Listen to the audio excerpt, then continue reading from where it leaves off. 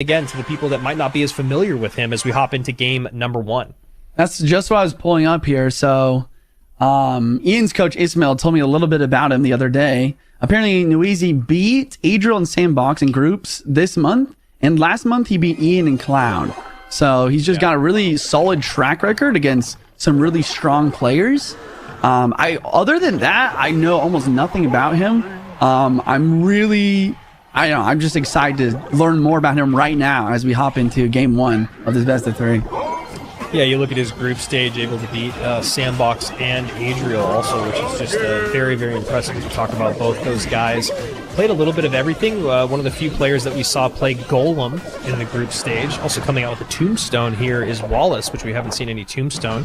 Hero Tombstone announced, so that'll be exciting in our next update. Yeah, I'm still pumped for that. A good amount of Royal Giant. So kind of all over the place. Looks like he definitely played a bit heavier, though, in general, his play style. As we see WALLACE come out with a Graveyard Freeze deck. This is not a sudden death challenge, but WALLACE happy to play Graveyard Freeze. Man, but based on the information you just gave us, it does make a lot of sense. If NIUZI's kind of used to or likes playing these heavier type decks, it makes a lot of sense that WALLACE would bring an Executioner and a Bowler and a Tornado Freeze combo to really lock down these defenses. I think specifically, this is like just a Golem snipe. If you play against Golem with this deck, you win 100% of the time. On the other hand, here in this situation, these cards are still pretty valuable because NIUZI has a pretty heavy deck, but the Mother Witch for the Graveyard is definitely going to be something that WALLACE is going to have to deal with. But the freeze helped out a little bit. NIUZI's going to have to kind of pivot the placement that he might use. Ideally, you want to play behind the King Tower to prevent the freeze from dropping down right away. WALLACE had a great group stage, beating Pedro, Jors, Boss, Surgical Goblin, and Igor there, 2 people that were on that Team Liquid World Championship team. So a very impressive group stage for WALLACE. Giant slowly dropping down. Bowler as well. And yeah, NIUZI just doing his best to kind of control the chaos here.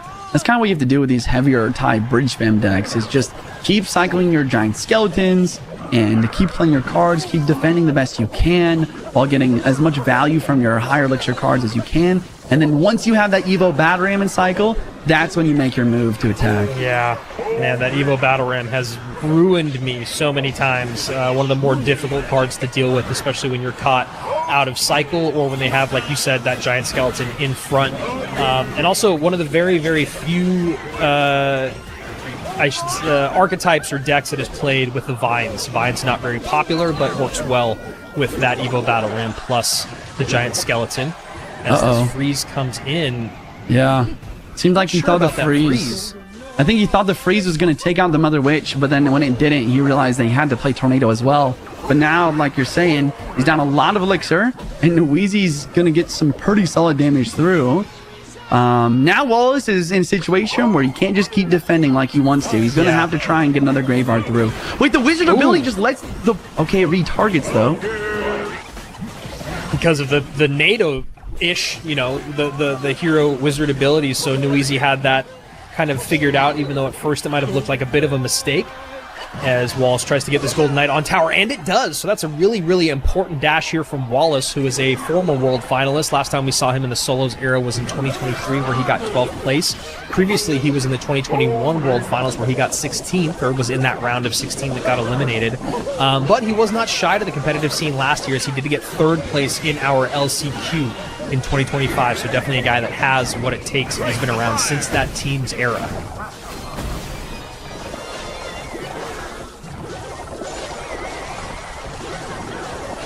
Freeze comes in. Mother Witch, though, spawning some piggies. WALLACE down by just a bit here with 30 seconds remaining. And that huge Golden Knight NATO connection. Wow. Absolutely beautiful there. Wow. Insane. 24 seconds left. Battle Ram coming through. Tombstone's going to drop on defense. Wizard's trying to snipe over the river. At this point, WALLACE just needs to lock down this defense. He may play this Bowler ability just to try and keep it on his side of the map for a little bit longer. NIUZI's ready. But the Golden Knight dash really locks down these zappies, and now there's just not enough time. WALLACE going to be coming through for a very solid first game win. Yeah, wow. Wallace there just showing why he's been a tried and true competitor in the World Finals, in the CRL scene. You know, taking that 4th place back in 2020. Forget data. That's the other problem with duels mode. It says 100-0 in terms of Wallace, but there's only 2 examples of that. But when you look at 6 or more matching cards with almost 400 examples, it showed that he had the matchup 60-30 or 66-33. But again, that's only 6 or more matching cards, which those final 2 cards can change that conversation up quite a bit. So true. So here we go. Game number 2. Wallace playing a very, very nice game number 1. Obviously, he has the experience on his side, probably a lot less nervous than NIUZI is, especially going into game number 2. Hero bowler decks that NIUZI played. We saw him play with Golem. Looks like I think we saw it with Royal Giant as well. Bowler E-Spirit, and there is the Royal Giant, as you said. And we see Wallace with the Tesla, most likely, honestly, almost 100% chance it's going to be a drill deck here. Yes. Drill just synergized so well, as well as the Goblin Demolisher. Just synergized so well with the Goblin Demolisher and Snowball here. Yeah, very rare to see Goblin Demolisher with much of anything else. True. You see that Evo Snowball, as you mentioned, Juicy, and it's basically a sure thing, as Wallace gives a little shake of the head as he takes a shot there from the Royal Giant. NIUZI has more than enough elixir to defend. Okay, Skelly Giant gets some chip damage from Wallace, though, so he's probably pretty happy with that. But once again, the bowler, best counter in the game to Drill. It's going to be tough to break through, especially, you know, like the idea with Evo Snowball and Drill, right, is you go Drill, you use the Evo Snowball to take out anything they're trying to play onto it, to get those goblins to the tower. Problem is that just doesn't really work with a bowler, because the bowler just, it's like an infinite log guy. Yeah. You just keep spamming logs at your Drill, and you can't really take it out even with the Snowball. Yeah, it'll be really interesting to see how Wallace breaks through, maybe looking for some damage from the Demolisher, Demolisher death damage, you know, it turns into wall breakers, but there's definitely a lot of ways to stop that Demolisher in terms of defensive capabilities with the E-Spirit, with the barrel, with the cage if necessary. Skelly Giant comes back. What a beautiful split placement from Wallace. Bowler does get a couple shots, though. Man, that's really bad, because once again, it's so hard for Wallace to get damage. So his actual best, his best way to win this game is just to take as little damage possible and defend. But now this is looking very difficult for him. And that lightning goes to just the Demolisher and the Princess Tower, but damage is done as this bowler is on the board and trying to clear off that Dark Prince, but the Skeleton Dragons will help out. Yeah. Phoenix also going to be a big problem in this matchup, Juicy, is there's just not a great way to get on top of that Phoenix. Skeleton Dragons, you know, not a lot of DPS, and the targeting can be a little iffy. And then that Tesla you want to save for the Royal Giant, so we'll see how NIUZI punishes Wallace with that. I'm trying to think right now of how or like what Wallace could possibly do in order to win at this point, because it's really hard. I mean, I think this Tesla placement is solid. Like, you definitely want to stack Teslas. You want anti-lightning Teslas.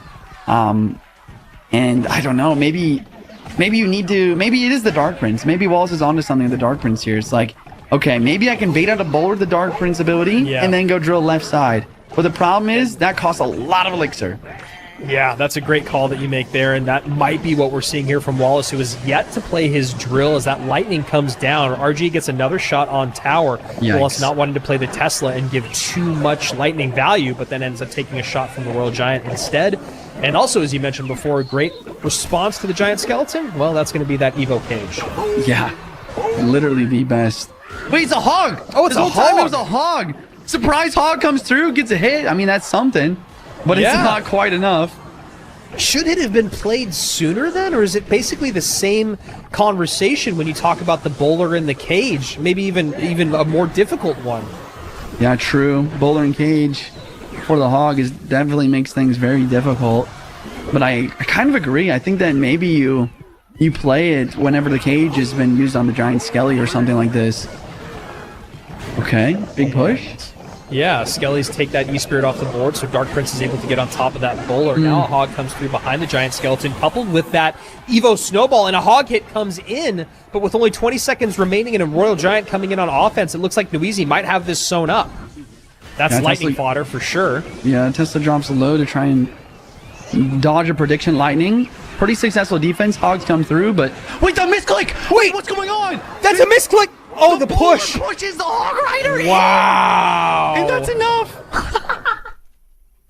And guys, that is why you never, ever, ever give up until the game is over. We saw it in the last matchup between Asaf and Mo Light. I would have wanted to throw in the pool. WALLACE ended up going 5-2 in his group stage. He was able to take out, as I mentioned before, Team Liquid in its World Championship form with Surgical Goblin and Igor. He also beat Jors and Pedro. But looking at the decks that WALLACE ran, looks like they could both just maybe be going... Oh no, WALLACE doesn't have Graveyard, so it looks like we could be seeing Graveyard from NIUZI. Okay, Mega Knight from WALLACE. Mega Knight, Furnace, potentially Graveyard. NIUZI with the Mega Knight, Furnace, Evo Lumber. You know, who knows what win condition? Could be Battle Ram, could be Ram Rider. I guess, man, yeah, there's so many. Okay, so like this is the first impression I have from NIUZI. He seems like he's a guy who's very good at heavy type bridge spam, RG type graveyard decks, like these heavy mid-tier type decks. Yeah. But it doesn't seem like he's locked into specific versions of this deck. You know, it's not like the classic Pekka bridge spam you normally see. It seems like he's very comfortable mixing and matching and playing, you know, okay, I'm going to play Mother Witch this time because he's going to play Graveyard by me this time. Use Poison already. Let me get the Furnace. And then the win condition to pair with these cards, like, usually has that heavy tank, right? Like the Monk or the Giant Skelly or the Pekka or the, in this case, the Mega Knight or the Golem. But then he has just a wide variety of different support units or win conditions like Ram Rider, Battle Ram. So I that's like the scary part of playing this guy, or like that's why I would be scared to play against this guy, because yeah, he's really good at this one type of play, but he also has a lot of different ways that he can make it happen at the same time. And I was going to say, it looks like we might be seeing Rams in both directions as we see the Ram Rider come out here from WALLACE. Nice defense there with the E-Spirit plus the Mini Pekka. And then I still feel like it could be Battle Ram here from NIUZI. Definitely. But he doesn't have the Evo option because he's used the Hero Goblins and 2 Evos already on the board. So not quite sure where he's going. Could be a weird Loon deck? I have no idea. This is just odd. Yeah, I think you're right. It's like definitely going to. I guess it could also be Hog too. Because Yeah, he's used that's a good call. Just regular Hog. He's used Battle Ram actually previously. I just realized. Oh yeah, game number 1. Wow. So it has to be Ram Rider or Hog for sure. Now looking at WALLACE, you know he has great counters for those 2 options, right? He has the Mini Pekka. And he has the Mega Knight, and he even brought Electro Wizard, which I think is interesting and also underrated. Because if it is Ram Rider, that E-Wiz stun does a great job. And then when we talk about the E-Wiz makes sense for what we've seen NIUZI run in the group stage. Go ahead, Juice. Yeah, I was just gonna say, like I talked about NIUZI and this kind of idea of this kind of play style that I've seen, but like as I said all that, I kind of realized WALLACE is actually very similar in the way that he's played this. So if there's anyone that's like really ready for something like that, it's definitely WALLACE. And you can see that in the Mini Pekka here. Because the Mini Pekka is not only good versus a potential win condition, but versus the Mega Knight really helps out. And a lot of fireball value given there by WALLACE. A bit of a mistake. Yeah. As these 2 towers are very close. WALLACE's lowest tower is at 2092. NIUZI's lowest tower, 2140. Now that Fire Spirit jump is going to actually make it 1960, giving NIUZI the lead on both sides.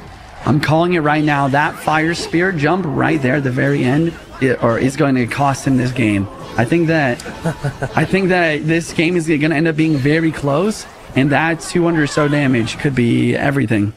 And there's the Ram Rider. E-Wiz out of cycle, but MK comes down. Now the Evo Lumberjack opposite lane. Mega Knight. Another Fire Spirit jump. Evo Lumberjack on the tower on the left-hand side. Mini Pekka comes down late. There's the Fireball to clear the path. Mini Pekka runs away. Evo Lumberjack stays on the tower, and that is going to do it. NIUZI with the come from behind victory. Great dual lane pressure. We see the smile come out from him here, feeling, I'm sure, the pressure of coming onto this monthly finals stage and going up against a seasoned vet in WALLACE. Yeah. Wow. I mean, so well played down the stretch by NIUZI. Juicy, I was going to say this, but the game kind of turned up to the next level before I was able to get to it. But I don't know about WALLACE's off-meta deck choices. I don't know if he was just trying a little, as Josh would say, a little too cute, maybe. Mm-hmm.